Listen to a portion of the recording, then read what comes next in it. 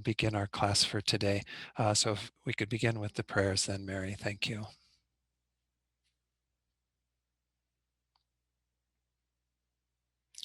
Okay, so as usual, when we recite this praise to Shakyamuni Buddha and then the verses that follow, we want to think about all those beings that we hold in that high regard, but moreover, the idea that each of us can achieve that same state. So this isn't something that is beyond us. This is what this whole course is actually about, is transcending our ordinary limitations and recognizing that we can achieve these same qualities that are embodied within the Buddha, as well as the three jewels, and as well as all of our gurus. So bringing that to mind, let's recite this praise to Shakyamuni Buddha and the verses that follow. To the founder, the endowed, transcendent destroyer, the one gone beyond, the foe destroyer, the completely perfected, fully awakened being, perfect in knowledge and in good conduct, Sugata, knower of the world, supreme guide of human beings to be tamed, teacher of gods and human beings, to you, the completely and fully awakened one, the endowed, transcendent destroyer, the glorious conqueror, the subduer from the Shakya clan, I prostrate, make offerings, and go for refuge. Homage to the Supreme Buddha, homage to the Dharma refuge, homage to the great Sangha, to all three ever devout homage, to all worthy of respect, bowing with bodies as many as all realms atoms in all aspects, with supreme faith, I pay homage. Do not commit any non-virtuous actions, perform only perfect virtuous actions, subdue your mind thoroughly. This is the teaching of the Buddha. A star, a visual aberration, a flame of a lamp, an illusion, a drop of dew or a bubble, a dream, a flash of lightning, a cloud. See conditioned things as such. Through these merits may sentient beings attain the rank of all-seeing, subdue the foe of faults, and be delivered from samsara's ocean, perturbed by the waves of aging, sickness, and death. And we'll do a short mandala offering, I think, is what we have next on the screen. Again, imagining the entire phenomenal world as a beautiful Buddha paradise, representative of your own future enlightenment, as well as the enlightenment of all beings. We're making this vast, pure offering so that we can accomplish Buddhahood and help all beings to actualize that same state. This ground, anointed with perfume, strewn with flowers, adorned with Mount Meru, 4 continents, the sun, and the moon. I imagine this as a Buddha field and offer it. May all living beings enjoy this pure land. Idam Guru Ratna Mandalakam Niryatayam. Oh, I'm sorry. A holy and perfect pure. That's okay. Idam Guru Ratna Mandalakam Niryatayami. Okay, we go on then to the refuge and bodhicitta verse. So again, in refuge and bodhicitta, these two ideas, just like to repeat this so that people bring these to mind as they recite these words, that whatever level of confidence and faith you have in the three jewels and their ability to protect you and others from fear and suffering, bring that to mind as we recite the first 2 lines.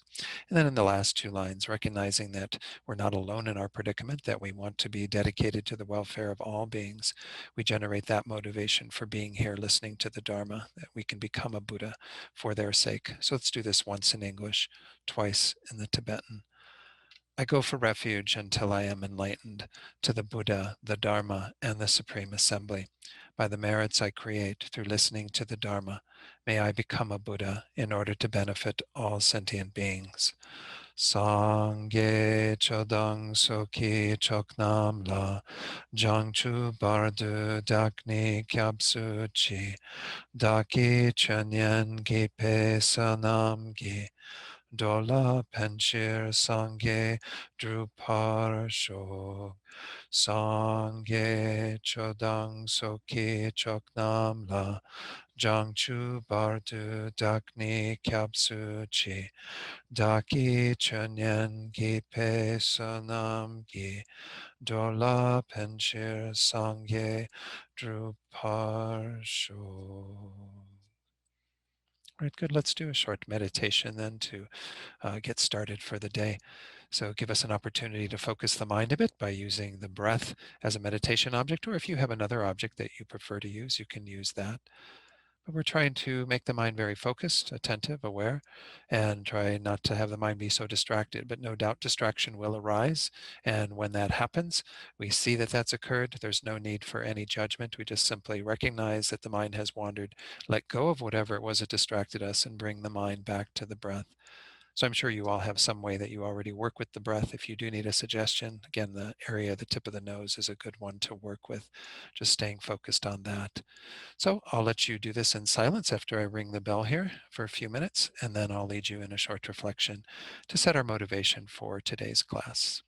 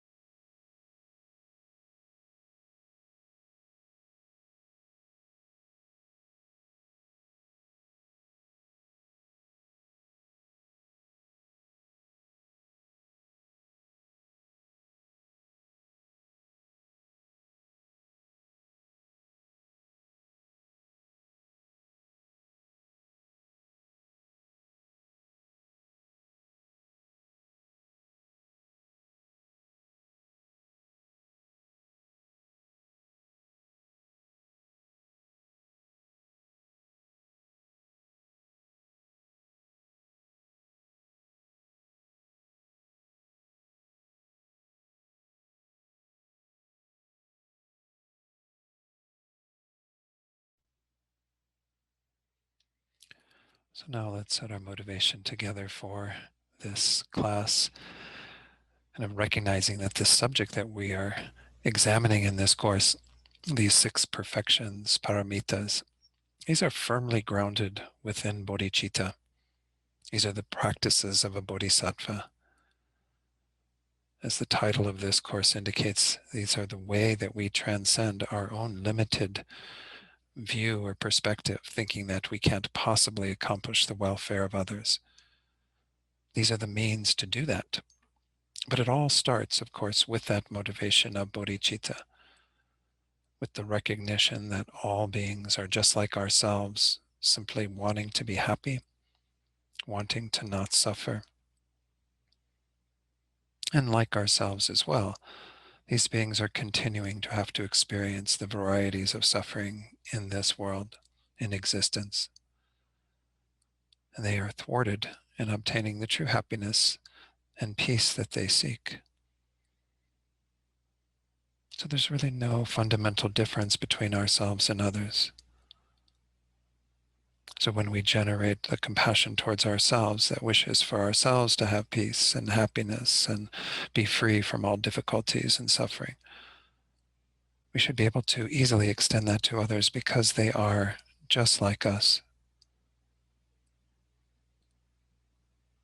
Moreover, there's an impetus to do this because we recognize how much we depend upon others. We depend upon others for our everyday needs, something that has become very obvious in these times. We need the people very much who grow our food, package our food, supply our food, sell our food. So many people involved in just that simple act of sustaining these bodies. These beings are incredibly kind in doing this for us, helping to support every one of us. But they are also the basis upon which we practice these perfections, especially these first few. They are the objects of our generosity. They are the objects of our good morality, ethical behavior. And as we'll be exploring mostly in these next few Sundays, they're the objects of our patience, even when they are difficult for us. We can use that as an opportunity to deepen our minds, to deepen our patience, tolerance, our compassion, our love.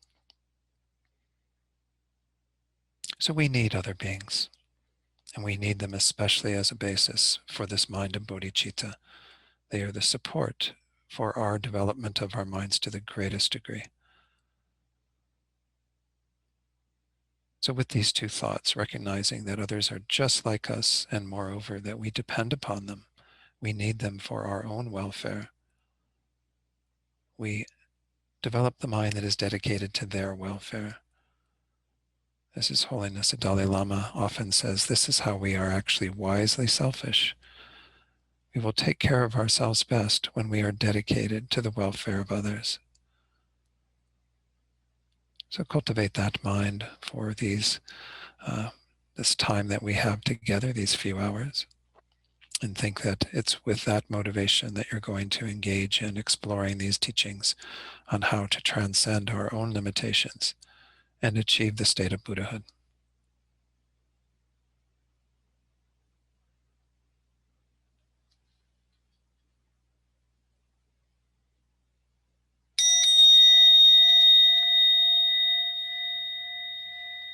Okay, good. So again, welcome to this class. This is a sort of continuation of what I was doing prior to my 6 months of teaching at other centers, which was a sort of virtual tour, as you can imagine. So anyway, I'm happy to be picking up the threads of what we did prior to this. We began this course, I think sometime around February, March, I can't remember when. We didn't really have too many classes on it, but we did go into the first two perfections. So let me talk a little bit about the perfections just to get us back in the arena of this topic. So again, these are called perfections or paramita. The word paramita in Sanskrit literally has the meaning of going beyond to the other shore, kind of transcending again, kind of getting away from the shore of unenlightened existence that we are at, moving to the shore of Buddhahood. So the word perfection in English, of course, has this connotation of perfecting our minds. And in this way, we can say that it is actually the name of giving the name of the result to the cause. We don't perfect our minds fully until we become a Buddha. And of course, it's not in worldly terms that we're talking about perfection here. In the state of Buddhahood, we're talking about a mind, as we use often the Tibetan word to explain this. The Tibetan word for Buddha, we just said in the refuge verse, Sangye, Sang meaning to completely purify everything that is negative, that obscures our minds, and Gye meaning to fully develop everything that is positive. So this is what we mean by perfection. And these 6 perfections are said to be the practices that someone who is intent upon achieving enlightenment engages in as a way to ripen their own minds, develop their own qualities. We also have the 4 practices that the Bodhisattva engages in to help others. Those are often called the 4 means of gathering disciples or helping others. They're ways that the Bodhisattva acts for the benefit of others in terms of trying to get them on the Dharma path, to encourage their practice of the Dharma, to give them skillful advice, and so on. But we have to be, kind of achieving our own state of knowledge of the Dharma and practice of the Dharma to be able to do that fully for others. So this is an important aspect of the Bodhisattva path, is to practice these. Again, there are 6 of these that are set out traditionally in terms of the main practices. There's another presentation where 4 more are added on, but they're said to be kind of an extension of the perfection of wisdom, which is the last of the 6. These 6 perfections are, again, set out in a progression in terms of they recommend that you sort of start with the first, in terms of it's easier to practice that than the second, but it doesn't mean you totally neglect the second or the third or beyond. You just try to practice wherever you're at in terms of your own development, recognizing that they do become increasingly more difficult to master. So let me go ahead and put them on the screen so that we can get back into talking about each of these. Whoops, I didn't go to the beginning. I went back and looked over some slides before today, and then I didn't. Okay, here we go. All right. So, whoops. Here are the 6. Most of you are familiar with this list. Generosity and ethics I'll talk about in a moment. These are the 2 that I covered earlier this year. I did have 1 class on patience just in time before things got really crazy, I guess, with a lot of stuff in our world. And over the summer, there certainly were many things that we had to be patient with, as there generally is in life. So we'll be exploring patience in more detail. I'll be reviewing a good share of what I taught on in the last session in April, I believe it was, just prior to Venerable Rabina's teachings. But anyway, I'll review that, and then we'll go forward in the next few Sundays to cover that. And then also joyous effort. Joyous effort is an important part of our practice, this enthusiasm for engaging in the Dharma.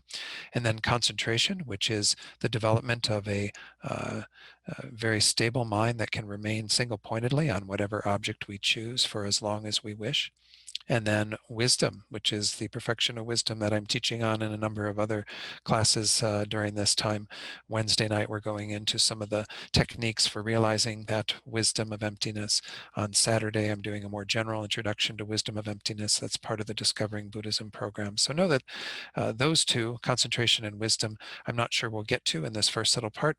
We have yet to figure out when we're going to fit those in and work with those. But definitely my plan is to work with patience and joyous effort over these 2 months of November and December. The perfection of generosity. This is again where the practice generally starts.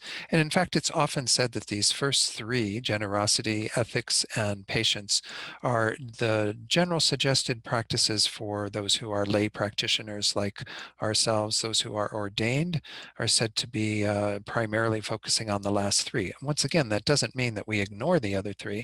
It just means that we put our greater emphasis on these, because we recognize that as lay people, we are generally in a much better position to generate the mind that wants to give, because we have more resources to give in general than the ordained folks do. Lay practitioners also are interacting with others perhaps a bit more than ordained people are, and so they can practice good morality. And even though there certainly are things that ordained people can have anger and get upset about, these are things that we deal with much more in our lay life, whereas the ordained tend to focus on spending more time in practice, developing concentration, and so on. So anyway, this is just general advice, but know that these are certainly, it's good for us to start there. So generosity, what do we mean by generosity? It's those actions of body, speech, and mind motivated by the virtuous thought to give. So this is it starts with our thought, the virtuous thought to give of ourselves, to let go of what we have for the benefit of others, and then the actions we engage in physically, verbally, or mentally that are motivated by that. So generosity can be perfected, of course, within our own minds, and this is the gist of all of these perfections. They do manifest in terms of outer behavior, but they are mental practices. They are how we develop that sincere intention to give. And of course, this is the advice on all of these, that any generosity that is motivated by bodhicitta becomes a perfection of generosity, or a practice of the perfection of generosity. It contributes to our attainment of the state of Buddhahood, because it is together with that mind of bodhicitta. So again, the verse, I won't share these, but the verse that was from Master Shantideva that indicated how we work with the perfection of generosity highlighted the point that generosity isn't perfected when there are no longer any beings in poverty. Everyone has what they need. They're all protected. They're all taken care of. That's not the measure of perfecting our generosity. There will always be people who need resources, people who are, through the force of their own karma, destitute and what have you. So the practice of generosity doesn't solve the poverty of beings or their, spiritual poverty either. I mean, it really just helps us to cultivate within ourselves the perfect intention to give, the ability to give whenever we are asked to give. So this is an important part of the recognizing for each of these, that it's not perfected on the outside, it's perfected on the inside. So let's look at the types of generosity that we discussed very briefly so that we just refresh our memories on this and of course recognize that these are all things that we should ideally be practicing. The first three are the ones that are traditionally set out in almost all of the stages of the path texts, the texts that help us to move through the various realizations to eventually arrive at enlightenment. And in the last section of that, where we have all of the practices of a bodhisattva, these three are usually set out. The fourth is often added in, though, because it is another way that we can acknowledge our giving through the thoughts of loving kindness we have towards others. So that is actually added, they say, based on teachings in the Guhya Samaja Tantra. So the first one, giving material things, this is obvious, to give those things that we possess, resources, money, um, helping, like especially during this time, if you do have additional resources, I know many people are challenged to give money where it is needed. For example, food banks and things that people are who are much less fortunate than ourselves have those basic needs that need to be met. The utilities even have a way that you can give extra money that goes into a fund that is used to offset the cost of electricity and gas for those who need it, particularly in these winter months. There are many ways that we can give our material things. There's no shortage of those, as we know. So again, we try to give where we can to keep extending that, push the envelope a bit. The second one is actually said to be the most important of these, to give Dharma.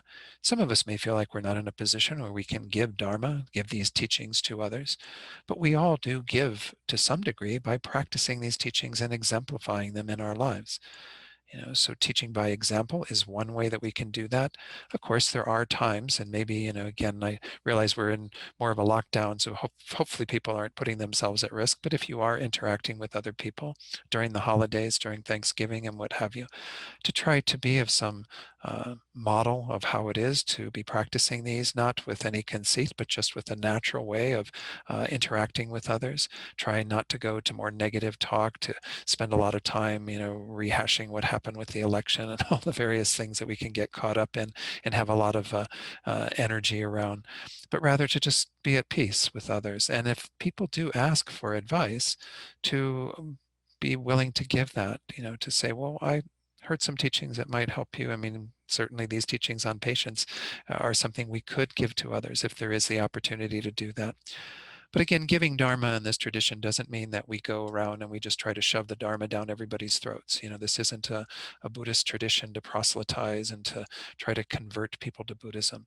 Buddhism is something that if people are interested in it and if it's of benefit to them, that's great. They don't necessarily even need to become Buddhist. Many of these teachings can be very useful for people, and that's from the point of view that we should offer them, is to kind of say, well, I see you're having a difficulty, a problem. I have some teachings that I've been practicing myself. Would you like to hear those? And then people may be open to that or not.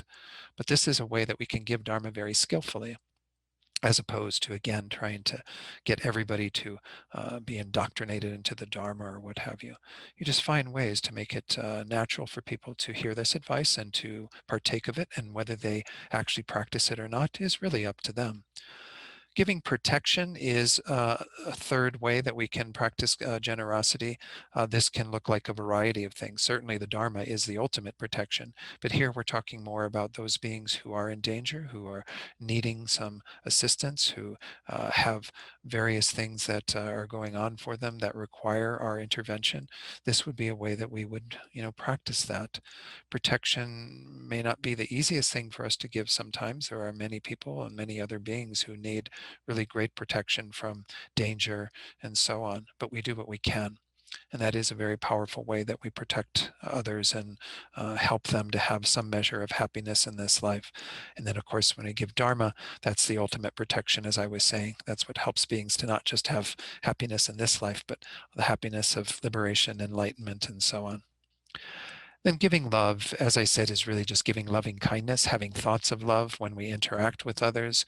Um, it's really powerful practice to actually have that be our thought towards others when we meet them. Any being that we see, and even if we see just their image on the internet or on television, especially if they are someone who is difficult in our lives, which is what we're going to be talking about mostly in terms of our patients, it is important that we generate thoughts of loving kindness towards them, wanting them to be happy. And if we think about those beings who are causing mayhem and difficulty in our world, if they were happy, they wouldn't be doing those things. We can certainly generate compassion as well, wanting them to be free from suffering, because if they weren't suffering as well, that would also contribute to their better behavior, them going about things in a very different way. So these thoughts of love and compassion are really valid thoughts towards any being, because as we said in the motivation, all beings want to be happy, want to not suffer. It's just that most of us are really misguided as to how to achieve that. So generating those thoughts of loving kindness and compassion towards others is an act of generosity. It also puts others at ease, because we're not coming into any interactions with others or being in the world from a place of fear, a place of insecurity, but rather with our hearts wide open towards them. So those are the four main ways that we talked about practicing generosity in this earlier part of this course. So let me go ahead and put on screen the slides for the next of the perfections, just to briefly review. This is often called perfection of ethics, could be called morality or ethical behavior, ethical discipline, different words for this. The Sanskrit word is shila, which means to kind of calm and cool, to pacify. So let's look at what the definition is that's given by Geshe Loden in his Lamrim book. He says, ethics is the virtuous thought to abandon both harming others and the thoughts that are the basis of harming them. Based on bodhicitta motivation, your practice of ethics will become a perfection of ethics. So it's the same idea here that anyone can practice ethics, anyone can practice generosity, but when we combine it with bodhicitta, it becomes part of our perfection of ethics. So the idea here is that ethics is a virtuous thought. It is a thought to abandon what we generally engage in that harms others. And of course, we have the thoughts that are the basis for that, especially the three root delusions, our own ignorance, our attachment, desire, our anger. So we want to try to be of an opposing mind, not engage in the non-virtues, but even moreover, to try to help others. To stop the killing and the stealing and the, lying and all the various things that are set out traditionally in this focus on ethics and ethical behavior, but adopt even those actions that are of benefit to others. And that's what we see manifested in terms of the types of ethics that I taught about earlier this year. Ethics of restraint means exactly what I said, restraining from engaging in the non-virtues, stopping ourselves from taking the lives of others, harming the bodies of others, stealing from others, lying to others, uh, putting others down, causing division in our world, and so on. All these various things that do cause harm to others as well as to ourselves. And of course, also to refrain from breaking our vows. And of course, in this tradition, the Bodhisattva vows are said to be one of the main ways that we try to uphold our morality.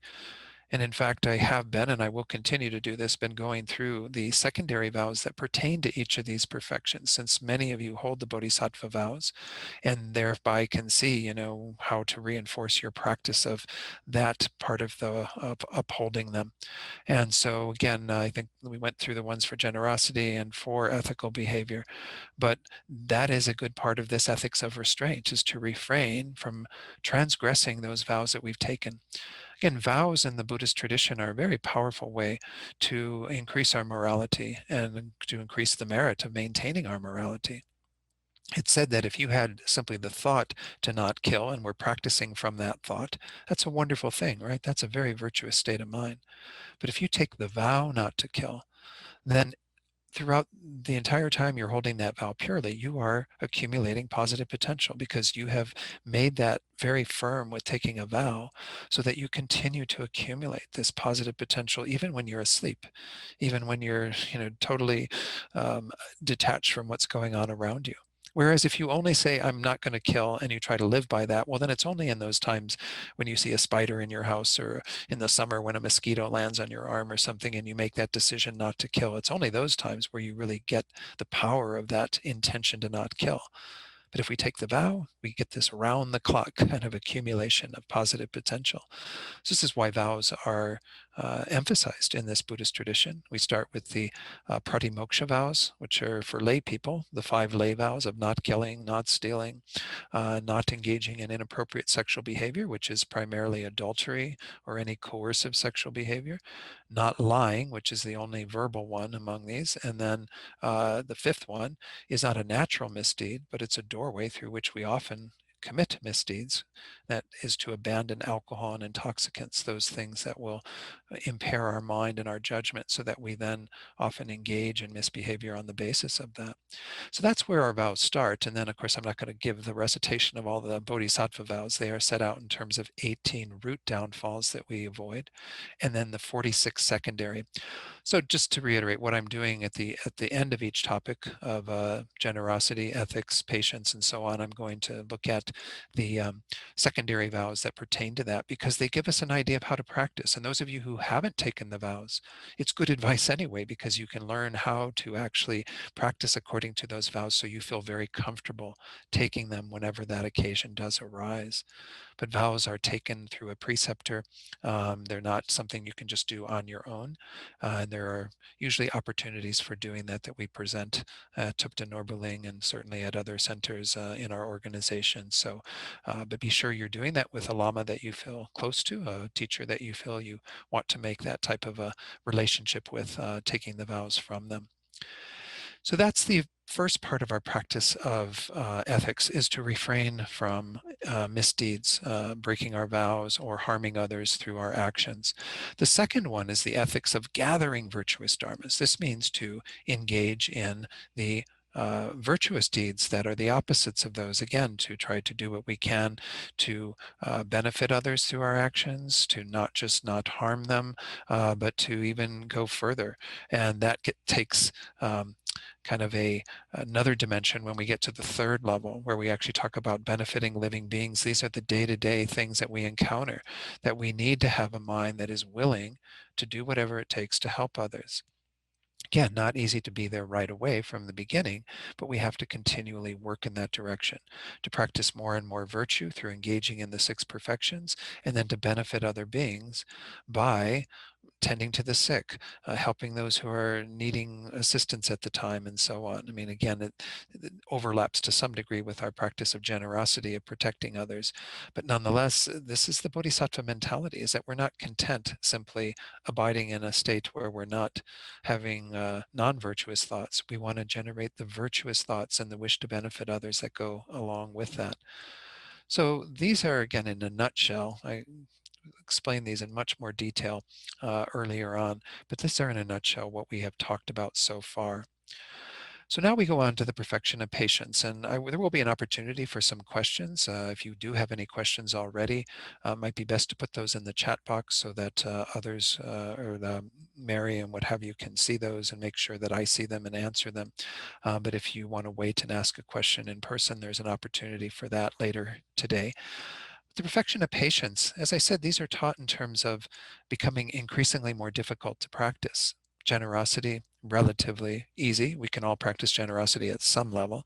Morality, hopefully we've adopted some of those behaviors that I went through a few minutes ago. Patience is more challenging, and perhaps one of the things that can become challenging about it too is that we maybe don't have quite as many opportunities to practice patience. Nonetheless, in this day and age, we might feel like we have plenty of them. But in general, beings have much more kind of periods of their life where things are not being that challenging, where we don't have people in our face that are pushing our buttons and have to practice this patience. So we need especially to be highlighting those things as an important part of our practice, to embrace them as a necessary condition, as I was talking about last week when we were looking at how to frame our current times and Buddhist through a Buddhist lens. We need these things. Rinpoche emphasizes this all the time. It's not just that the suffering, the difficulties in our life are a kind of a good thing to work with. They're a necessary thing to work with. So this is an important part of our practice, to be able to maintain a mind that is undisturbed in the face of all of these. So again, I did go into this to some degree a week ago in my first talk returning here this month, where we looked at our current events.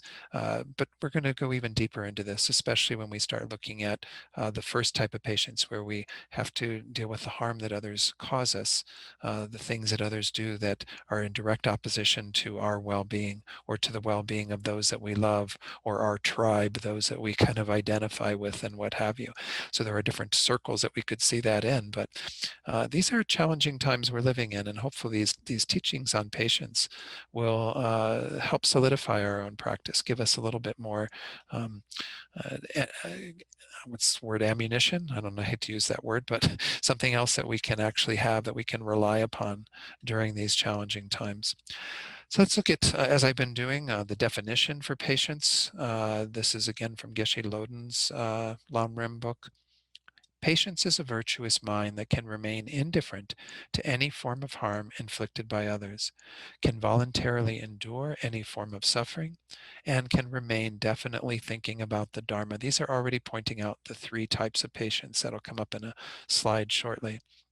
But patience has that ability to keep us undisturbed in the midst of harm that others are incurring to us, the suffering that we generally experience in life, all the various things that we have to endure, aging and sickness and so on, and also a patience that we can have around our practice of the Dharma. These are all three different dimensions of this. Please note how it says it's a virtuous mind. I mean, there are some occasions where it might look like somebody's practicing patience, but it's not virtuous at all, right? Somebody's screaming and yelling at them, and what's going on in their mind might actually be a lot of non-virtuous thoughts, a lot of anger stewing up, a lot of, wishing to retaliate, to take revenge upon that person. I mean, we can never tell what's going on based on the outside. It's always what's going on the inside. So this is why, as we're going to go through in this section on patience, we get a lot of virtuous thoughts and more accurate thoughts that we can replace the mind of anger with. I'm going to go through in a moment the disadvantages of anger, but we obviously know that this is a very harmful mind. And in Buddhist terms, we're not suppressing our anger. We're not pushing our anger, stuffing our anger down. This often happens in our Western psychological approach to things, is that we think it's good not to be an angry person on the outside, to not express that anger.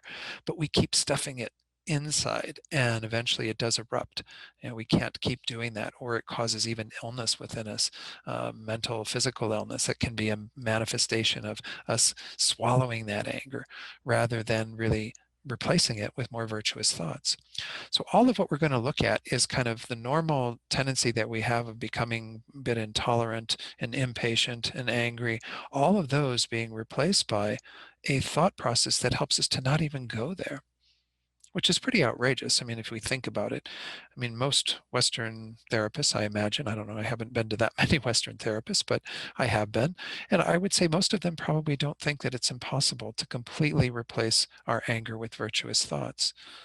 And of course, we're not talking about a, um, a mind of anger that is intent upon rectifying things in our world with a motivation of compassion. That's a very different force. His Holiness the Dalai Lama often emphasizes how he doesn't really like this word anger so much as the translation for the term in Tibetan, because he feels there can be justified forms of anger, which is when we have that strong compassionate motivation and we use a bit of force or wrath to rectify things in our world, which we actually do need to do. If we care about the suffering of this world, we need to be out on the streets and we need to be doing what we can to correct things in our world. But we should not be doing that with a mindset that it falls into this delusion of anger. The delusion of anger is very clearly seeing those negative qualities, the negative tendencies that are going on, what is happening in others or in the situations we're facing, and highlighting those, exaggerating those, accentuating those beyond what is there. So we hold the entire thing as faulty or bad. So in our political arena, this is obviously what happens, right? Is people get very angry at the other side, and they paint the other side as entirely evil, is totally out to get them and to ruin society and to do whatever. We're on both sides of the fence. We're doing this. When we have the mind of anger that is only seeing things through that lens, we aren't open to any other possibilities. But if we go into situations with a form of anger that is motivated by compassion, that sees that this side, our side, all the various people involved are all worthy objects of compassion. They're all suffering. They're all dealing with delusion. They're all dealing with their own negative states of mind. Well, then we have a very different outcome from that. We certainly have seen this in the history of this world, that when people hold a different regard for the enemy, the person or thing that is opposing you, you have a very different outcome. And look at the peaceful way that Mahatma Gandhi went about changing things in India. He wanted a path of nonviolence, and many of our great leaders in society have manifested that same ideal of a nonviolent approach, recognizing that once you get to violence, which is motivated by the mind of anger, then you have problems, you have difficulties. You don't resolve the situation. Whereas if you use a very compassionate mind, a mind that cares about everyone involved and wants to rectify things for the betterment of all of the various factors and people and so on, well, then you have a very different outcome. So again, I'm just highlighting as we get into this that anger itself in this context is this delusional state of mind. It has this negative impression of what's going on based on a ripening of our own karma, is what the Buddha says, to have that unpleasant experience. But then we paint the entire thing unpleasant, and we make it even greater than it is, so that it becomes this huge thing that's, as I said, entirely evil, entirely wrong. And then we react from that place. We push that away. We have an aversion towards it. We even want to harm others who harm us on occasion. So this doesn't lead to any peace in the world. It certainly doesn't lead to peace in our hearts. So this is what we're trying to keep from arising. And we keep it from arising by replacing anger, which is a thought. I know that it feels very different when it manifests in us. It feels like it's, a physical phenomenon that just rises up, and suddenly we get all flushed in our face and our brains get all cloudy, and we just start saying and doing things under the control of that. But it's actually a thought process. It is rooted in how we are choosing to look at things. And we keep buying into that it becomes habitual, becomes very familiar. We want to replace that with thought processes that we can become equally familiar with. We see this in our world. Again, many people who embody unbelievable patience, who are able to be with others and never express any of that type of anger, never get that to that place of frustration that we often find ourselves getting to right away when something doesn't go our way. So this is an important skill to have in our world. Let's take a little look before we take a break. I want to do a bit more in the slides in terms of the disadvantages of anger, so that we're quite clear on that. Again, I don't need to spell them out so much, because we all have experienced anger and know, the ramifications of that. This second slide on patience just emphasizes what I said earlier. When you have your patience motivated by bodhicitta, it becomes a perfection of patience. So this is the idea behind how we want to practice our patience, is that we want to change our mind. Let's look at what Geshe Loden says on this, and then we also have a few slides from Shantideva, and then we'll get into the disadvantages of anger. But he says here, to complete the perfection of patience, one does not have to overcome all enemies and harmful people, right? The same thing that we talked about with regard to generosity, and with regard to ethics, it's that you don't want to, your ethics isn't perfected when there are no longer any beings that will be harmed by anyone else. It's when you perfect your own mind so that you never have the thought of harming others and you only have the thought of benefiting them. So here, it's the same thing. We can't possibly overcome all the difficult people in the world, right? Let's all put them in one huge place and, contain them, and then we don't have to deal with them. That's not really possible to do. Because even the people who are close to us sometimes manifest that way, right? Even they have their sides to them that become problematic, cause us trouble. So being able to pacify your own uncontrolled mind, Geshe Loden says, is the equivalent of pacifying all unruly beings. So there's a wonderful set of verses from Master Shantideva where he goes into this. Again, I've been sharing these verses for each of the perfections where he talks about how they are perfected in our own minds. He says here, unruly sentient beings are like space. They're everywhere. All of them cannot possibly be overcome. But if I overcome the mind of anger alone, this will be equivalent to vanquishing all those foes. So how do we get rid of all of the external enemies? By getting rid of the internal mind that makes them enemies, that exaggerates those negative qualities and gets us into trouble with them. And then he uses this wonderful analogy, like, if there's all these sharp objects, which we have, of course, in the New Mexico here, if you were to go out barefoot in New Mexico in the outlying areas, you wouldn't be able to walk very far, right? Because you have all these sharp objects, all these things that are very uncomfortable that would pierce the flesh of your feet. Where could I possibly find enough leather, Shantideva asks, with which to cover the surface of the earth to make everything smooth so that I could walk wherever I wanted to? Well, he says that the solution is quite simple. Having leather on just the soles of my shoes is equivalent to covering the earth with it. When we cover our own shoes, then we can walk wherever our own feet, and then we walk wherever we wish because we have the protection of our shoes. So, he says then, to make the analogy complete, likewise, it is not possible for me to counteract things externally, to get rid of everything that annoys me, that agitates me, that causes me problems. But should I counteract this mind of mine, this mind of anger, what is the need for counteracting others? If I get rid of the mind of anger that gets irritated and agitated by those sharp objects, those things in our world that cause us pain and difficulty, there's no need to counteract them. I mean, we obviously want others to be pacified too. The bodhisattva motivation isn't just about oneself. But from our own point of view, we need not have anger arise. If we counteract, that and do the antidotes to that, then it doesn't matter what's going on externally. We can deal with it. So here, I'm quoting a little bit from Rinpoche's book. Some of you, I hope, have purchased or have gotten uh, at least aware of Rinpoche's book that came out earlier this year, and when I was in the middle of this course, and I started bringing some of the quotes from Rinpoche's book into this. It's called The Six Perfections, the Practice of the Bodhisattvas. And so he says in there, patience and anger are dichotomies. When one is present in our mind, the other cannot be. Therefore, being angry blocks the chance of being patient and is a great hindrance to developing bodhicitta. So this is one of the main things we see about the disadvantage of anger and this bodhisattva path. And if we are practicing the mind that wishes to benefit all beings, that wants to bring them all to enlightenment, how does the mind of anger contribute to that? It doesn't. And the mind of anger is a huge obstacle. And every time we generate it, it's like we create a further division between ourselves and the welfare of others because we aren't able to keep our hearts open at that time. Now, again, we shouldn't put ourselves down because we can't practice that way yet, but that's the impetus for us to continue to do this practice, to find new ways to make sure that we can maintain that mind of patience in the midst of whatever it is that we experience, harm from others, suffering in general, even the difficulties that we have in our own practice of the Dharma.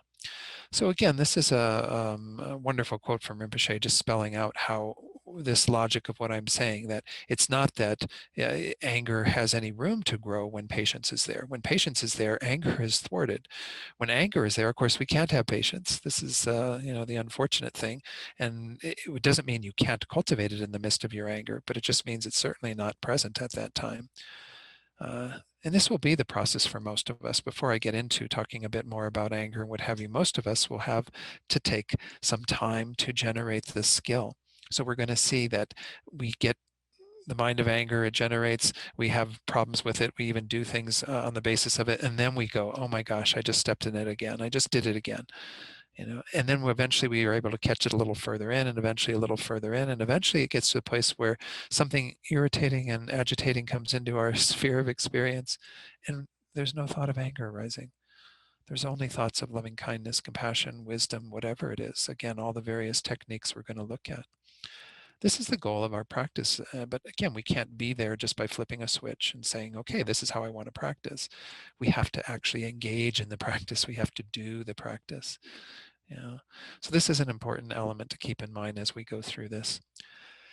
So, based on Rinpoche's quote, that's obviously one of the biggest disadvantages to anger right there is that anger blocks the chance of being patient and is a great hindrance then to developing bodhicitta, to developing the mind that wishes to benefit others. Rinpoche goes on to say, anger is the mind that wishes to harm the other being. That is its function, whereas bodhicitta is the opposite. Bodhicitta is based on wanting to benefit all beings. How could we possibly have this delusion of anger, and call ourselves bodhisattvas? I mean, again, we're going to have it for a while, as long as it continues to be strengthened by our habit. But we can reduce that habit and have the mind of patience instead that is supported within the concept of bodhicitta. So let's look at some of these detrimental effects of anger. And I've got a few quotes that I'm throwing in here from Rinpoche on some of these. Just in terms of this life, we see that it harms our physical health and mental peace. I mean, who among us likes to be in the middle of an episode of anger, to have that agitation, to have the heart rate go up, to have the blood pressure go up, to have all of this happening, the adrenaline rushing through the body. I mean, it's not physically pleasant, and mentally, we're just a mess. We're a wreck when anger is present in our minds. It also obstructs your happiness. I mean, who can be happy with a mind of anger manifesting? It gets in the way of our temporal happiness, our well-being in this very life. It also, of course, prevents virtuous thoughts from arising, prevents us from having the thought of benefiting others, compassionate thoughts, and so on. If anger is present, none of those virtuous thoughts have the space to arise. Rinpoche says here, perhaps we have faith in the Dharma, talking about it often with our friends, but when we are overcome with anger, all that Dharma is forgotten. All those virtuous thoughts are out the window. What we have learned about karma, about refuge, or any other subjects seems very far away. Consumed with anger, there is great danger. So this is this idea that when anger is present, it takes us off track of what we really want to practice. Continuing with some of these detrimental effects, it also causes you to not communicate well. And this we've seen, I'm sure, in many episodes with others where suddenly we start speaking from a place of anger and we have things coming out of our mouth that are not about creating a good communication with the other person. They generally are very negative, very hurtful. They cause the other person to bristle and become agitated themselves, and we end up with this thing where people are even talking past each other. They're incapable of communicating well when the mind of anger is involved. It hinders the resolution of problematic situations, right? Because that anger takes you off track. It becomes the problem you're focused on, and you don't put energy into resolving what it is that's going on. Recall that there's that wonderful verse that I mentioned last week as well from Master Shantideva's chapter 6, which, by the way, that since I was last with all of you at the beginning of the year, we have a new book from Rinpoche on patience. So feel free to pursue this as well. This is actually taking Master Shantideva's 6th chapter and putting verses in the midst of Rinpoche's commentary about similar ideas. Rinpoche rarely sits down at a teaching and makes an exact commentary verse by verse in the way that many of the traditional geshes do and what have you. Instead, what he does is he just teaches on the same subjects, and then you could apply the verses, and sometimes he will bring the verses into his lectures. But nonetheless, there's that wonderful verse, the 10th verse of chapter 6, which essentially says, if it's something I can do something about, what is the point of being unhappy, being agitated, being fearful, whatever words you want to use? If it's something you can do something about, well, then fix the problem. The mind of anger, though, doesn't allow you to do that. It takes your mind off of what can actually be done and gets into this place of, being unresolved with anger. Then the second part of the verse is, and if it's something you can't do anything about, well, there's no use to your anger, to your unhappiness, to whatever it is that arises, because you see that it's something you just simply have to accept at a deeper level and work with your mind. So again, this is what's behind that particular detrimental effect of anger, is that it really gets in the way of resolving things that could potentially be resolved quite easily. But because we are hurt at that time by what the person said or did or what's happening, we end up creating a very much more complex situation than what we had to. It also diminishes your discrimination, resulting in doing and saying things you regret. This is similar to like the communication thing, but sometimes we even do things that aren't communication. We might harm the other person's possessions or do something that will cause them pain and difficulty on the basis of the mind of anger. So the next slide has a few more. It damages our relationships, causes others to shun or isolate us. Sometimes we have great loneliness because we've created such a difficult relationship with others through our mind of anger. Sometimes it does cause people to completely disappear out of our lives. I mean, I had situations when I was younger where I got angry and upset at some friends, and they fell away from my life. They're no longer, they weren't in my life during those years after that, although I was still in the same high school with them and so on. But they certainly were shut out from my life on the basis of that. You can sometimes have that effect of your own mind of anger. If you hold on to your anger, it can foster bitterness and resentment. I mean, some people live with this mind of anger kind of burning in them.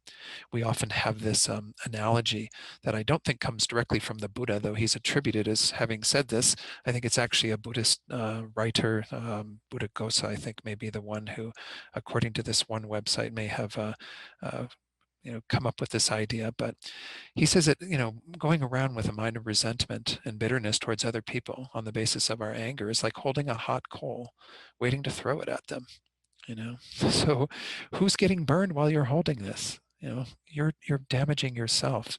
Your own bitterness and resentment are creating you into a miserable person. We have to be willing to extinguish that coal, to not hold on to that, to not carry that forward. This is what happens when anger becomes habitual within ourselves, and we live from that place of anger at someone from very early on in our lives, for example, who caused us some harm or difficulty. And we're never denying the harm that other people do to us. That's not, part of this mind of patience. Yeah, others do harm without a doubt. We do harm without a doubt. But what we're acknowledging is that we have a choice in how we react to that. And we can respond with patience rather than reacting with anger. One of the things that you may have noticed, I'm going to try to keep this going. I mean, I do have some quotes sometimes where people say, when we get angry, as much as possible, one of the techniques from the beginning of working with anger is to recognize that it is just a state of mind coming through our sphere of experience. And one technique to keep mindful of that is to talk about it in that context, in like a third person context. The mind of anger is arising in me.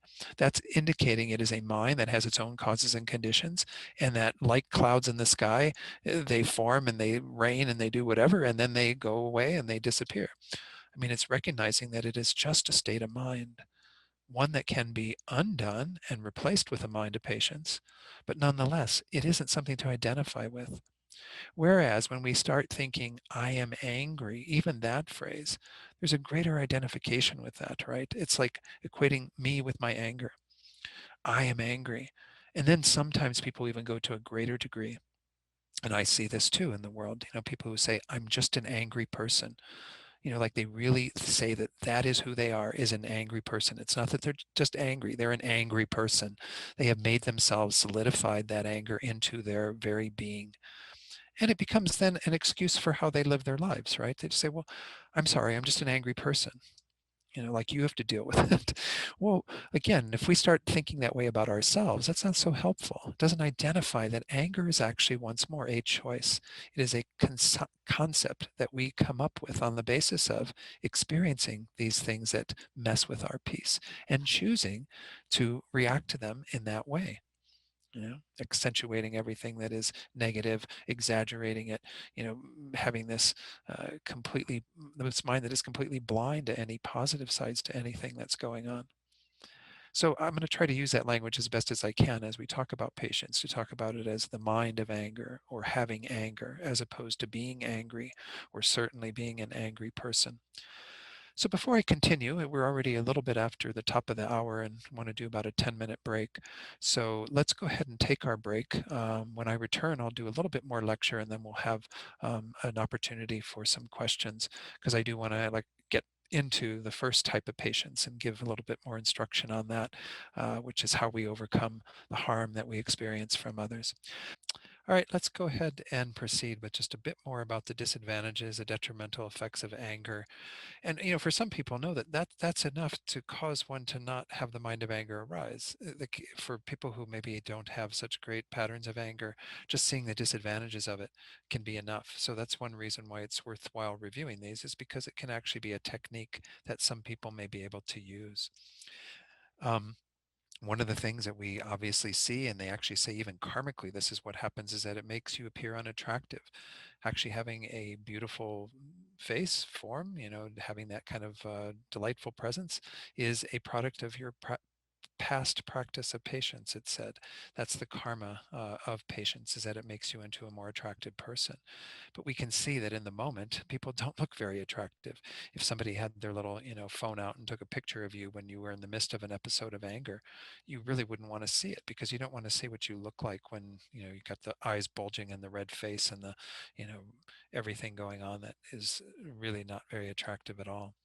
It destroys your merit or positive potential. This is how actually Shantideva's text starts off, is by pointing out that these moments of anger that we have can actually become very detrimental to all of our good store of merit that we've created. And it might be worth talking about that just a little bit, because again, it's not to say that any moment of anger can do that. It's generally the ones where we have anger towards a being who has high status for us, which would be somebody who's actually a bodhisattva. Certainly, if they're a higher level bodhisattva, it would be even greater. And that's because, again, our mind of anger towards them, they're a very special object for us. But nonetheless, we should try to avoid anger with any being. But for those that we do have that are not in that category, I wouldn't say that it destroys that extent of merit, because in the traditional text, they say something like, 1,000 eons of merit for every moment of anger that you've had, these kind of crazy statistics. But we can see certainly just how, as I was mentioning earlier, it can destroy whole relationships. We can see that all that positive potential that was created through years, if not decades, of a good friendship can be immediately burned up. Right? People have like never said a word to another person again on the basis of one moment, one particular episode where anger arose, and they keep holding on to it, and they essentially have burned up all of that goodwill. So that's why we can see it in kind of tangible terms. But nonetheless, they say that this is one of the hidden effects of anger, is that it can consume all that kind of positive potential you've created. And it kind of makes some sense. In this tradition, we often emphasize doing purification practices to remove the effect of our negative actions. Well, there are these states of mind like anger and wrong view and so on that actually can burn up and destroy our positive stuff, getting rid of all of that. So if we're holding that we can destroy all of the negative action or negative karma we've created, then we can also easily understand that we could destroy everything that is good that we've created. So we have to be very careful with this mind of anger. It can do a lot of damaging effects even beyond this life, according to the Buddhist teachings. And then, of course, it produces the unfavorable karmic results that we have on the basis of that moments of anger themselves and what we do from that mind of anger, the harsh things we say or the ways that we harm others. So here Rinpoche says, along with heresy, or what I called wrong view, anger is considered the most damaging mind to have, in that it destroys any undedicated merit. Just as grain that is completely burned in a fire can never sprout into the plant, any positive merit we have can never ripen into a positive result when burned by anger or heresy. Then he explains what he means by the merit that we've dedicated. He says, merit that has been dedicated, though, like we do at the end of all of our classes and what we should be doing at the end of all of our practices, it says, will not be completely burned, but the result will still be disturbed. For instance, it may become impossible to experience the result for 1,000 eons. So again, these are the ramifications of our anger in a more hidden way that we don't necessarily see all that happening in the moment, like the destroyed friendship or the physical effects or whatever. But nonetheless, this can happen. We can have a deferral of our positive potential ripening, and we can also have a diminishment of that positive potential if we haven't dedicated it. All our realizations on the path, Rinpoche says, even our temporal happiness, will be delayed for that incredible length of time. So again, Buddhism, we always are not just understanding the immediate ramifications of our various mindsets and actions, but also the long-term effects of those.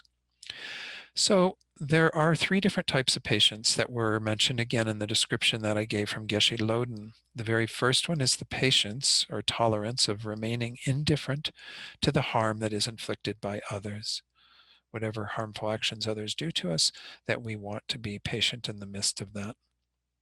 The second one is the patience of voluntarily enduring suffering. Now, the first one can be called suffering, right? Harm inflicted by others. But here we're talking about any form of suffering, that we have to experience in this embodied form, the suffering of aging, the suffering of having computers not function the way you want them to, of having, things that don't go your way in the world, the election not happening the way you wanted to or whatever. I mean, in those cases when we have things that are indicative of the suffering of samsara, we have to be able to voluntarily endure those and use techniques to help kind of change our minds at that time. That one's going to be similar to what we did last Sunday to some degree in looking at our current situation in the world and developing thoughts that are in opposition to that, being more patient with that rather than angry. All right, so then the third one is the patience, as I mentioned, that is intent upon thinking about the Dharma and continuing to pursue our practice of the Dharma in spite of any difficulties that we have to experience.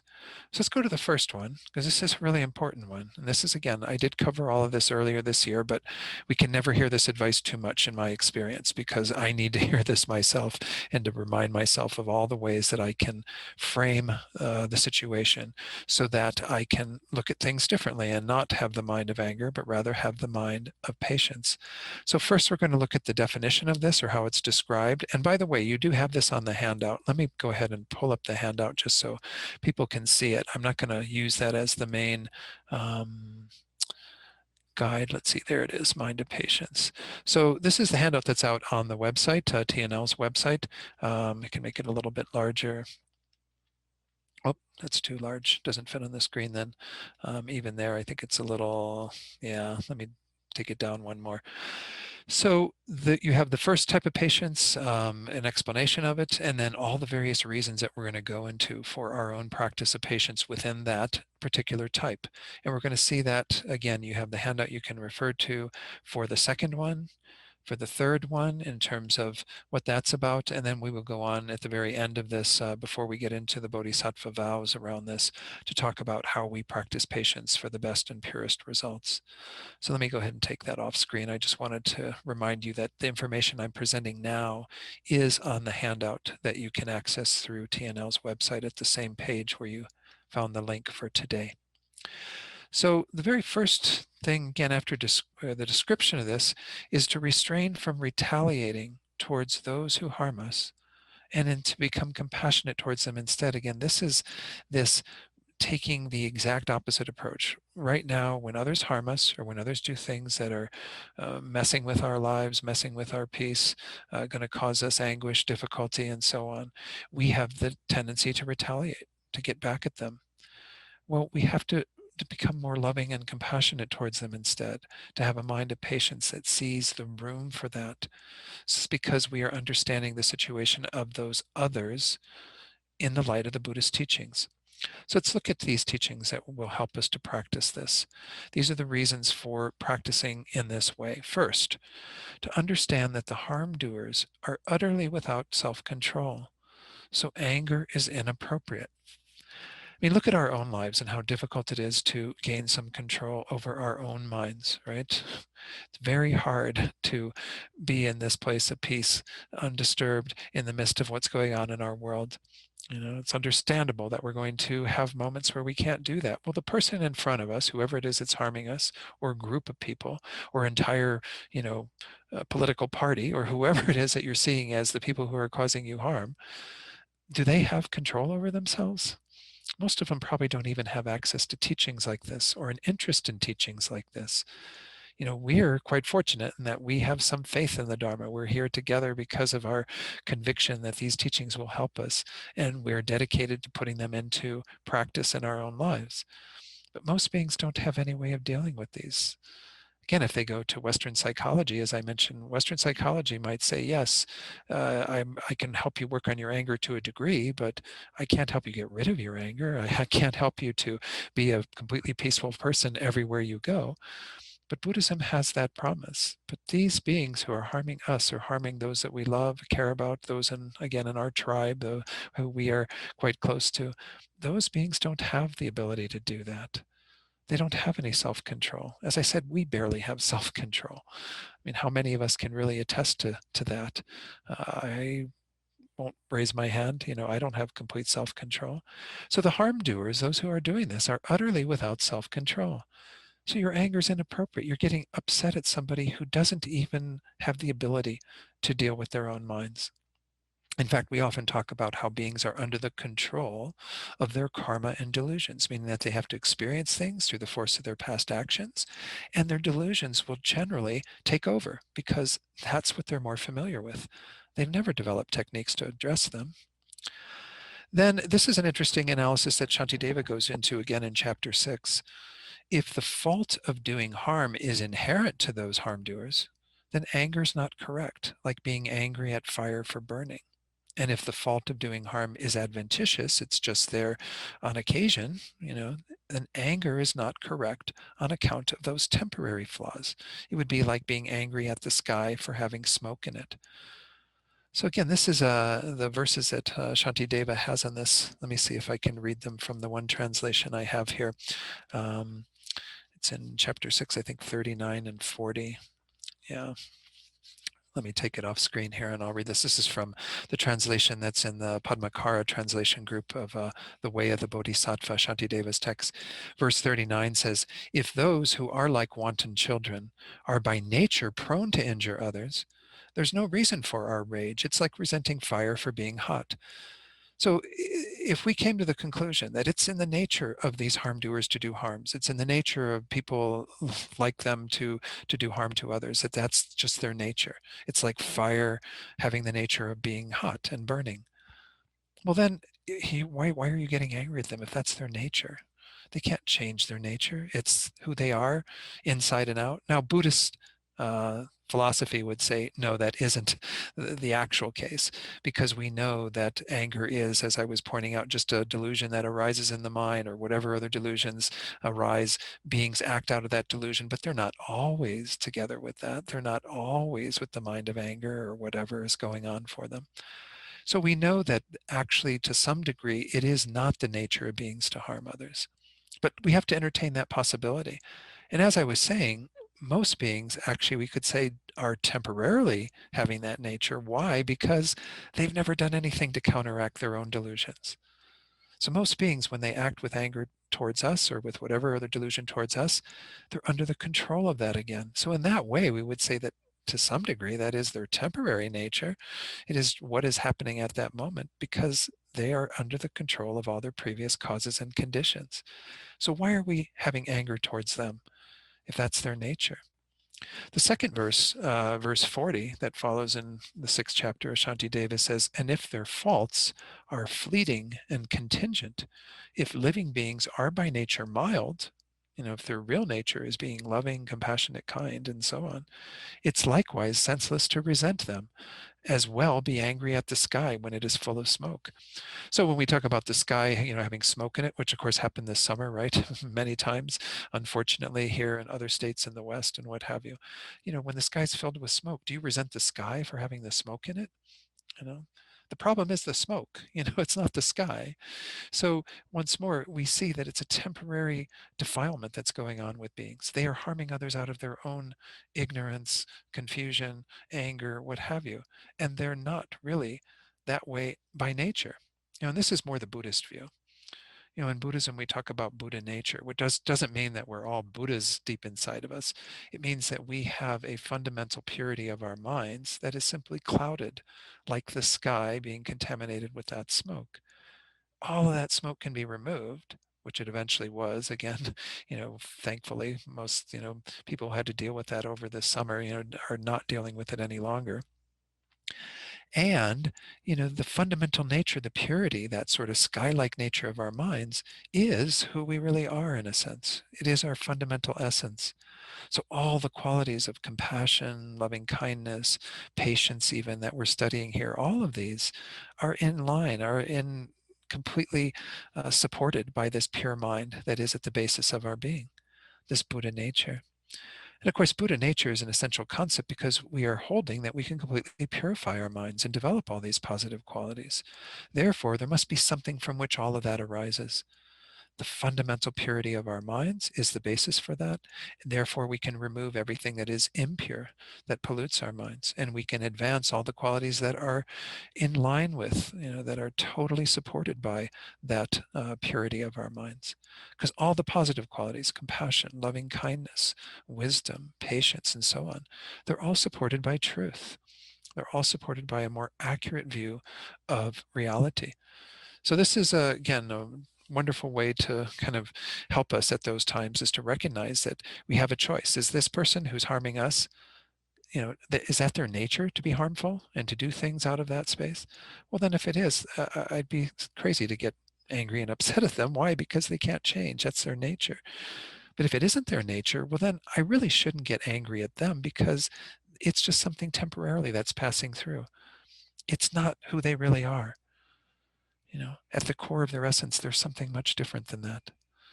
So let's go on to, again, explore these. I really don't want to drag this into the next class by any means, because all of these, again, we did go over earlier this year, but as I said, good medicine that we need to be reminded of constantly. Another technique for one's practice of this first mind is to understand that since the person, therefore, is being wielded by their hostility, what is coming up for them and causing them to harm us is kind of wielding them, it's wrong to be angry at them, just as you wouldn't be angry at the stick being wielded by the person who hits you with it. So here, in regard to this, I'll go to the next verse in Master Shantideva's text, which was verse number 41. So let me pull that up here and get this off screen so I can recite that for you. The idea is that somebody's beating you with a stick. So let me get my little bell ringer here. So they're beating you over the head with a stick, right? And Master Shantideva is essentially asking, why aren't you getting angry at the stick? Isn't the stick causing you the harm by, causing the blunt trauma to your head? Well, yeah, you'd say, but the stick's being wielded by a person. Don's got the stick and is banging you over the head with it. So that's why you get angry at Don, or have the anger at Don, is because Don's the one wielding the stick. Well, Master Shantideva is saying, but Don is being wielded by his anger or his hostility. The delusion is what's the real enemy in this whole thing.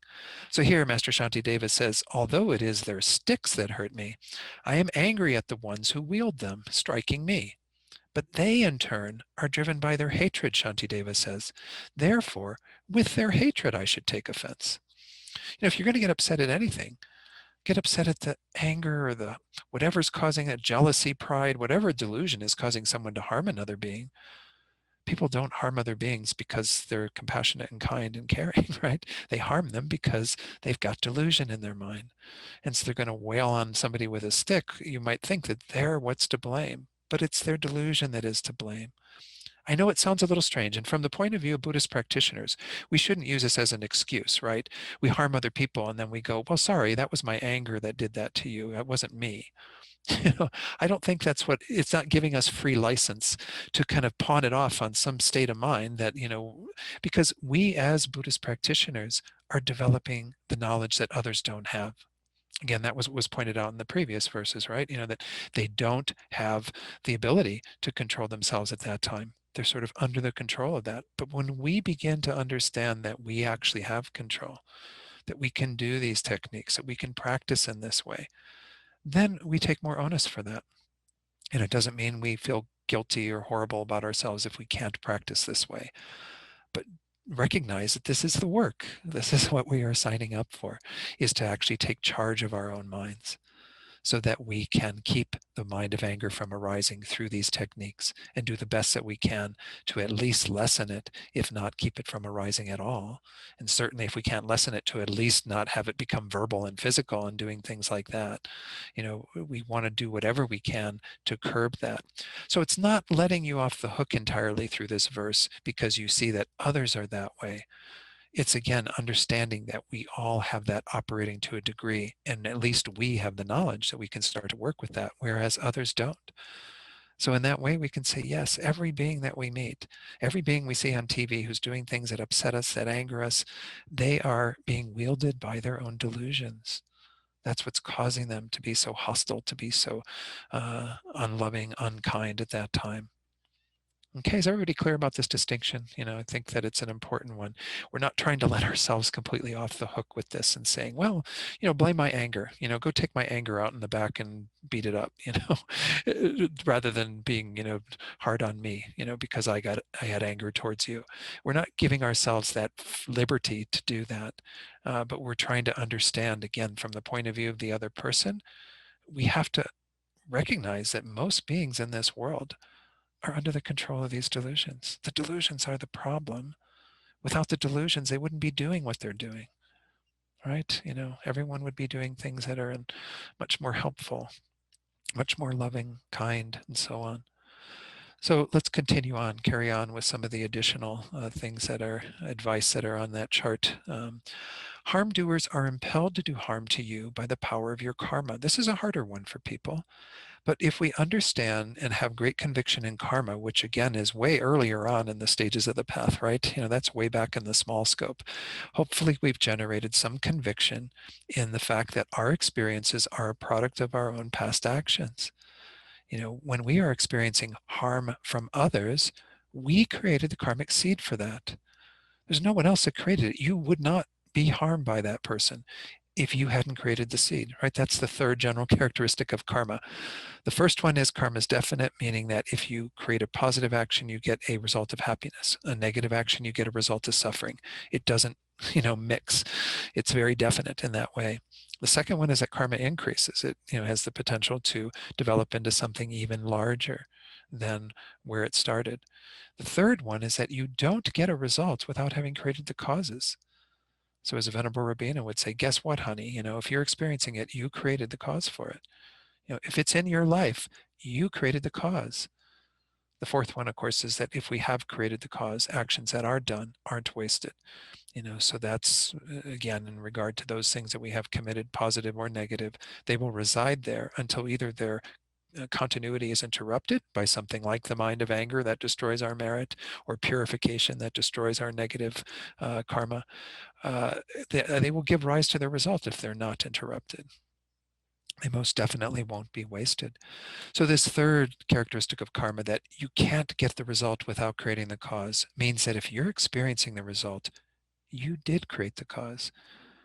So that's hard for us sometimes, right? Because we feel horrible about ourselves. What did we do? What did I do to create this type of situation in my life? I must have been a horrible person. And then we beat ourselves up and we think, we're miserable and don't really have any ability to do anything different. That's not the purpose of this understanding. This bringing this awareness of karma into the picture is to get rid of the mind that blames. This is our most common default when others are harming us, right? It's your fault. Why are you harming me? You're to blame. And this happens right in all of our relationships. When somebody says something, we always, even if we're the ones that did something that triggered that for them, we think they're to blame. They shouldn't be so sensitive. They shouldn't be, so hurt by what we did or said. Well, guess what? Your being hurt is a product of your own karma. Other people causing harm to you is because you have caused harm to them in the past. And we've talked about this. I think even Israel, who's here today, had a question about, is karma that specific? Rinpoche does say it in that book that I referred to last week, Transforming Problems into Happiness. He says that it is that specific, that if someone is harming you in your life, you must have harmed them in the past. Maybe not this life, but certainly sometime in the past. Your paths crossed and you did something that was, getting putting them down, causing harm for them, difficulty for them. So now they're retaliating. The karmic force is there. So the understanding that we have at this time that diffuses our anger is that that person isn't 100% to blame. Yes, they are doing something that is hostile. They are doing something that harms us or those that we love. We're not denying that. But why is it happening to me or to those that I love? Because the karma is there. We've set up the target, the karmic target that causes that pain to come our way. There's no one else that has done that. If you didn't do it, you wouldn't experience it. So, we're a part of the equation. That's the gist of this understanding, is to get rid of that mind of anger that is coming there generally in combination with blame. And moreover, that others are even impelled to do harm to you by the power of your karma. So in that way, you've sort of set up the target for them that they couldn't even resist to some degree. Why? Because you created the karma the last time you ran across that being. And so now they're impelled to do harm to you to some degree. Again, we're not denying that they also have choice, but for most beings, they don't have an ability to exercise any choice because they're under the control of their karma and their delusions, and they interact with you in a similar way to the way that you interacted with them the previous time. So this is, again, another reasoning that we can bring into play. Then this one is a really good one. By having anger in the moment, you would actually be failing to bear slight suffering in the present and instead creating the causes of suffering in the future, which is contradictory to your wish to not suffer. Why do we often have minds of anger? Because we don't want to suffer. I mean, and at some level, I'm not saying that's a great noble motivation, but that's understandable, right? When somebody's, causing hostility to us, we don't want to suffer. But our having the mind of anger in the face of that is contrary to our wish to not suffer. Why? Because through our mind of anger and saying or doing things on the basis of that, we create the causes for future suffering. So you're not getting rid of your suffering, really. You're only compounding your suffering. And you may even be making your suffering worse, because the slight suffering that you might have to bear in the moment may be nothing compared to what you have to experience on the basis of a mind of anger and the harsh words and the retaliatory actions and whatever it is that you do towards that being. So this is the unfortunate thing, is that if it solved the problem, if it got rid of your suffering by having the mind of anger towards that person, then wonderful. But it's not. It's karmically, it's only going to exacerbate your suffering. Hate to say it, but this is the reality. Again, it doesn't mean also that we can't purify that and do things to ameliorate the effects of that in the future. I'm not denying all of that. But why, in that moment, you shouldn't be choosing to create future suffering, right? It doesn't make sense. That I'm going to choose not to suffer right now and bear with what's going on and instead create the causes for future suffering. I mean, how unfortunate for your future self. You're the product of all your past selves, decisions to not forego that moment and instead create the causes for the suffering that you're experiencing. Well, why do you want to do that to somebody else? Why do you want to do that to your future self? It's not really technically completely somebody else, but it is a future self that's going to have to endure all of that. Let's go back to the slides. There's a few more here that are kind of nice to work with again with regard to somebody causing harm. This is what Master Shantideva goes into. I don't remember the exact verse on this, but he says, like, kind of, if somebody's hitting you with the stick, well, you created the body that can be hit by the stick. So since you have the basis for being harmed, anger is unjustified. This one's a little bit harder to work with sometimes because, again, we don't want to feel like we're we like that idea of being an innocent victim in all this. But the reality is, if you've created a body that can be harmed in this way, and moreover, if you've created a mind that can be harmed by the speech of others, by the way that people are acting in the world, and you can feel like taking that personally and hold on to all of that through this thought of anger, well, then you've created that. That's your support. Now, whether we talk about it physically, which is what Shantideva mostly talks about in his texts, the basis for somebody hitting you with a stick or causing harm to your body. Well, you created this body. This is your own karmic creation. It's a wonderful creation in terms of the Buddhist path. To have this human rebirth is said to be, magnificent, but it's susceptible to harm. This body is very fragile. This body can be harmed in a myriad numbers of ways, right? So if we've created the basis for that harm through our own karma, we haven't created a perfect Buddha body yet where we can't be harmed. Well, then guess what, folks? We're part of the equation. Again, we're not putting fault and blame shouldn't fall into all of this. We use the word fault in our culture a lot. Karma is not a philosophy of fault. It's not a philosophy of trying to find who to blame in this whole scenario. It's a recognition of responsibility, that we're all involved. We create the basis for the harm, they create the harm, but if we didn't have the basis for harm, they couldn't cause us harm. And as I said, it especially goes mentally. Why do we take such offense at the words that people say? We had that when we learned that all when we were kids, right? Sticks and stones may break my bones, but names will never hurt me. But yet we get so agitated when people are simply saying things to us. They're not even causing harm to this physical body. They're only causing harm to our minds and our view of ourselves, the pride we have about ourselves, or whatever it is that's causing us to have anger. So again, just recognize that we have to take responsibility for being the target again, not just karmically, but even how we think about ourselves right now, and thinking that we don't deserve that harm.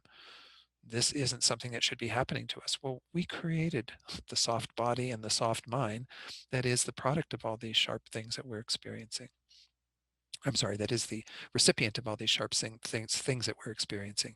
It's, again, the product of our own karma that we have created. Then it says the next one, since you are committed to the happiness of all beings, including the harm doers, it is inappropriate to have anger towards them. So this is the final one in the list that these are based on what Tsongkhapa had in his Lamrim Chenmo of how to practice this. This is something I mentioned earlier, right? Having a mind of anger is directly antithetical to having a mind that wishes to benefit others.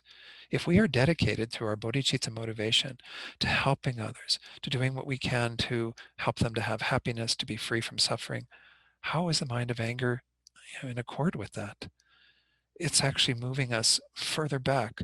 That idea, we 3 steps forward, 2 steps back. Well, it's all of our steps back. Every time we have the mind of anger, it diminishes our compassion and love for other beings. It flies in the face of our bodhicitta motivation. So we have to have, again, a mind that sees it in that light, that anger is the real enemy. Anger is the mind to be opposed. It doesn't accord with these intentions that we're trying to generate on this Mahayana path and practicing these 6 perfections and so on. And it also, of course, has many other faults to it. So if we can, again, use any of these techniques. So what I would encourage you to do, which I'm sure I did the last time I taught on this, was read through this list. If you want, you can go back to Lama Tsongkhapa's Lamrim Chenmo. If you have that, also Geshe Sopa's commentary. It's in the 3rd volume, Steps on the Path to Enlightenment, Volume 3. Again, you don't have to go out buying all these things, but know that there are additional resources you can go to and have teachings from others that reinforce these ideas. But choose 1 or 2 of these to work with. One that kind of sounds good for you. Maybe for some of you, as I said, just knowing the disadvantages of anger may be enough to use as a counterforce to that mind arising. But for others, you may need to actually, think about these things in regard to people causing you harm. Think about how they're without self-control, how they are not doing that by their own will. This is a adventitious flaw that they're experiencing, and that's the real enemy. So we should be angry and upset at that rather than the person, and so on. All the various things that we went through. Choose one and start working with it. Meditate on it. I mentioned this in the last week's class, right? Rinpoche says it's not enough to be aware of these techniques. And you can rattle them off and go to a party and say, yeah, I learned all these ways to, combat anger and at people who harm you. And you can just tell them to everybody. But if you've never practiced them, it doesn't really do much good. So we want to practice these. We want to at least work with those that we feel an inclination towards. And maybe initially you investigate all of them, but you have to meditate on them. You have to engage in some concerted practice around them, and then analyze how you did on the basis of that, and keep reinforcing the thoughts that help you to avert your anger. Remember how this is really, goes back to the mind training teachings. Actually, the mind training teachings are very much a part of the practice of patience. But there's that wonderful verse in the 8 verses that whenever a delusion appears in my mind, endangering myself and others, I shall confront and avert it without delay. This is like something we should be meditating on every day, is that any delusion, here we're talking about anger, but any delusion, as soon as it rears its ugly head, as soon as it comes into the sphere of our experience on the basis of our own familiarization with those, our job is to confront and avert it without delay. Not stuff it again, or not, do other things that cause it to, fester inside of us and come out later, but rather to confront and avert it, get it out of the picture by replacing it with something that is more wholesome. Again, some people certainly can practice patience just on the basis of very easily dismissing the mind of anger. Most of us aren't that person. Most of us need greater ammunition, a lot more things to work with. I remember when I was young, I was told by my parents, and you probably heard the same, right? To count to 10 before you say or do anything. As soon as you saw some anger or irritation at something, you were supposed to count to 10. Well, that's not a bad exercise. But if while you're counting to 10, you're only simply creating more thoughts of this person's really not justified in what they're doing, and how horrible that they're doing it to me, and all this self-centered stuff that's going on, when you finish counting to 10, it's all going to come out. You're not going to do much. You have to do something during those 10 seconds, or 10, counting to 10, whatever. So just recognize that these are the ways that I would encourage you to work with this, is to actually spend some time reviewing these, thinking about the ones that you would find most palatable for your own practice, you think would be really useful for you, and then start working with them, meditate on them, read about them, develop some skill and ability so that when you meet with those, you actually are already armored with patience. You don't have to think, oh, what do I do now? This is happening and I don't have any idea. And you just get caught up in it again. Okay. All right. Any questions or comments? We got about 10 minutes or so. Anybody have anything? I don't know if there was anything. Yeah. Yes, there is. There's one from Christopher and Dawn. Uh-huh. What is the form of patience to practice with people who have a poverty mindset, a mindset that does not allow them to receive even when everything is offered to them? Wow. Yeah, that's a hard one. Christopher and Don, thanks for asking that. When we look at it again with regard to any being that is dealing with any particular mindset, whether it be a mind of hostility, which is mostly what we've been talking about here, someone harming you from that place, or they're not being open to receiving from you, they've got that mentality that they are clinging to. These are all in the same category of mind states that are generated on the basis of familiarization with them and that are not healthy to some degree. Some people can have different reasons for, I don't want to go too far in saying this is a delusional mind, because we might have some people who may feel that, they're not receiving things is good because they really don't want to take from others and have others be impoverished by their generosity. And I don't know if that's the case here. I doubt that it is, based on the way you phrase the question. If this is somebody who develops that habit where they think that due to their own pride, almost an inner holding on to a view of not wanting to be helped by others, that they are going to always turn away those people who are doing things that are intended to benefit them. Well, this is a delusion then. This is, again, often rooted in pride, in a sort of way that one perceives oneself, that one doesn't want to be seen as the object of others' pity or what have you. And it also becomes a great obstacle because it's not allowing others to practice the generosity that is a good quality for them to engage in. Frequently, this maybe even touches back on the perfection of generosity that I talked about earlier today. We don't talk about the other side of it, the receiving side of it. And I know that there are even a lot of Buddhist practitioners that don't like to receive, that we have this in our culture even, right? Receiving from others often indicates maybe, yeah, again, some weakness, or it indicates some dependency is implied there. And maybe even people think that they will be indebted to the person who is giving to them. But I think we need to put that on hold and really check up those motivations, because in most cases, people are simply trying to do things out of the goodness of their heart. If people are practicing generosity with ulterior motive, that's another thing. And again, that's not a genuine practice of generosity that's virtuous. But most people are practicing generosity because they want to be kind to others. They want to see others not suffer. They want people to receive what they have that they're happy to part with.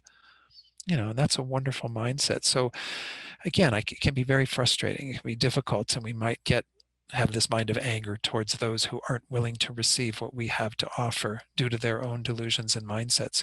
But I think it's the same understanding. It's recognizing that they are under the control of these patterns. They've framed things in that way.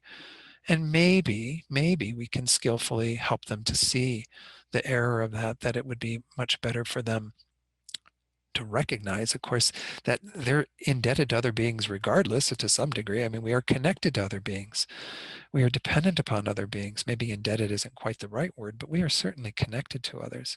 Even if you never take anything from others that's kind of purposefully given, you are still benefiting from others, what they do with their lives, the way that they dedicate themselves to doing certain things that have an effect upon our own welfare.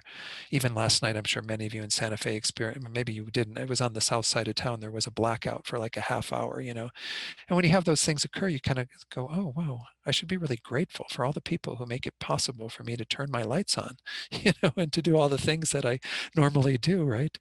So again, we can maybe skillfully guide someone who's being that stubborn and what's the word for it, kind of obstinate, really clinging to that idea of not wanting to give, to receive from others, holding on to, as you said, that sort of poverty mentality, and really try to help them to see that that's not really in line with the interdependence that goes on in the world.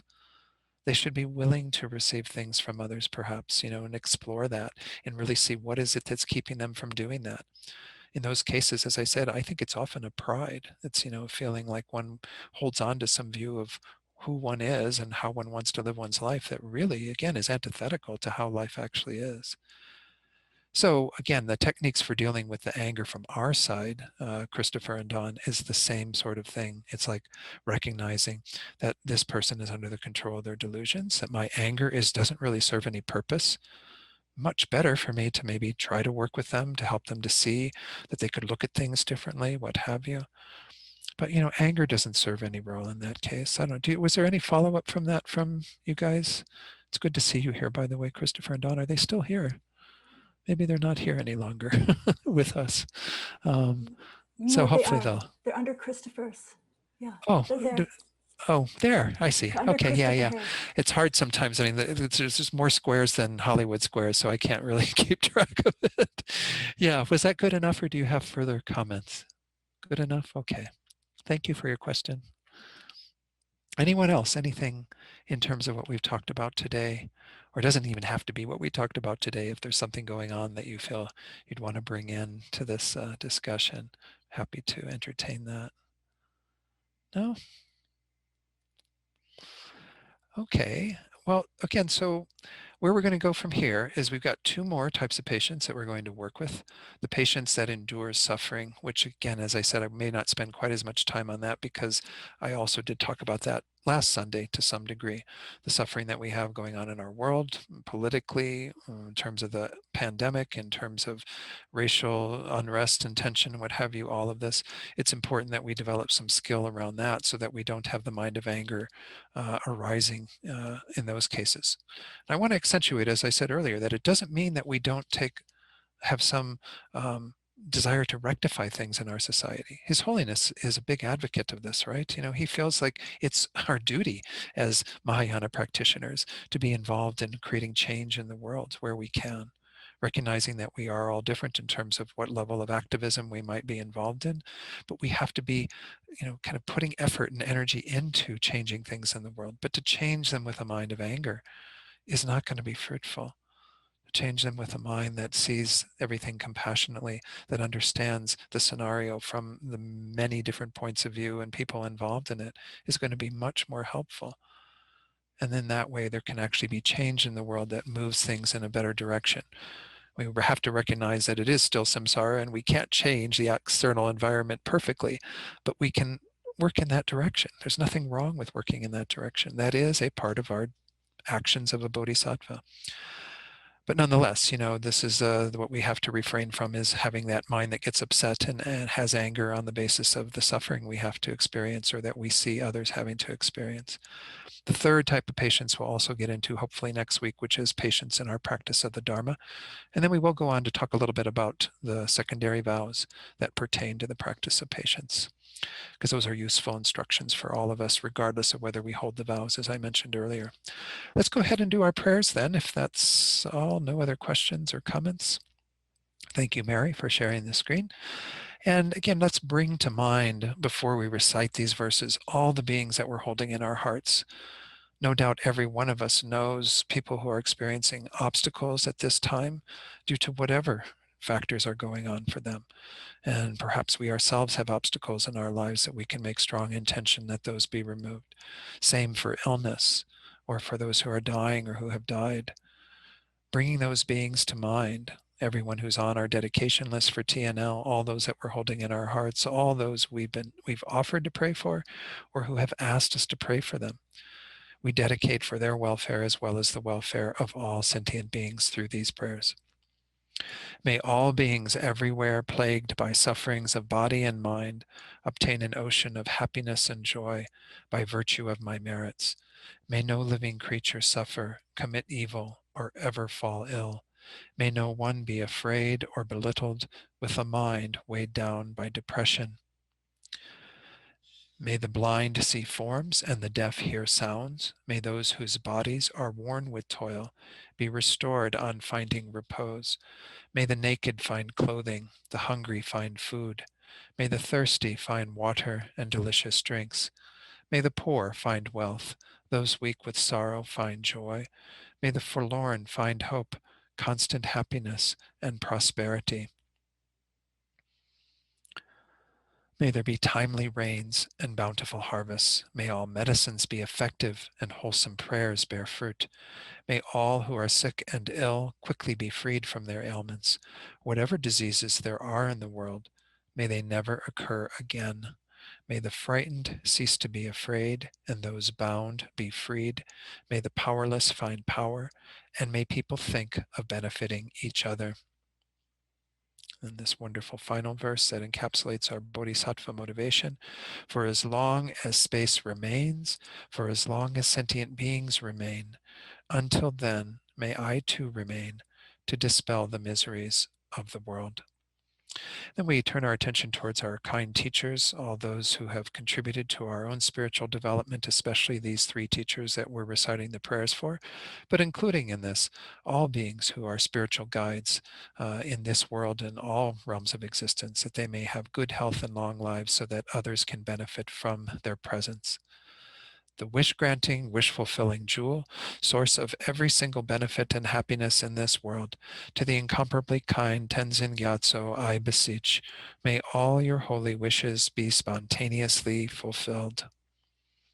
Then for Rinpoche, you who uphold the subduer's moral way, who serve as the bountiful bearer of all, sustaining, preserving, and spreading Manjunath's victorious doctrine, who masterfully accomplish magnificent prayers honoring the three jewels, Savior of myself and others, your disciples, please, please live long. And then go on to Osalhita, who is Lama Yeshe's reincarnation. Venerable One, to you whose kindness exceeds that of all the conquerors for those wanderers in far-off places, especially the West, mindful of your loving concern for us in intentionally descending again into a family of a far distant land, we make this request. O Lama, please, please live long. Wonderful. Thank you all so much for joining today.